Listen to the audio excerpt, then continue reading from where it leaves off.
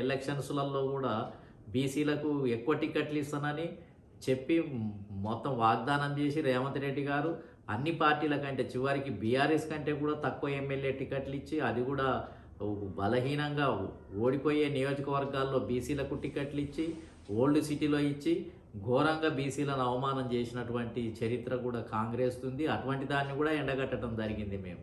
కానీ ఆ విషయంలో కూడా వీళ్ళంతా కూడా భజన చేయటం జరిగింది. కాంగ్రెస్ పార్టీ ఎన్ని తప్పులు చేసినా టికెట్లు తక్కువ ఇచ్చినా భజన చేస్తూనే పోయారు. ఎమ్మెల్యే ఎలక్షన్స్లలో కాంగ్రెస్ పార్టీకే మొత్తం ఏంటిది అని అంటే సపోర్ట్ చేసి ఇంకా కాంగ్రెస్ పార్టీ వస్తే అద్భుతాలే జరుగుతాయని చెప్పి వీళ్ళు ఈ సమూహం కాంగ్రెస్ పార్టీకి భజన చేయటం జరిగింది. తీరా గెలిచిన తర్వాత కనీసం మంత్రి పదవులన్నా బీసీల జనాభా ప్రకారం ఇస్తారా అని అంటే మంత్రి పదవులు కేవలం రెండింటినే ప్రకటించడం జరిగింది. అవి మామూలు శాఖలు ఇవ్వటం జరిగింది.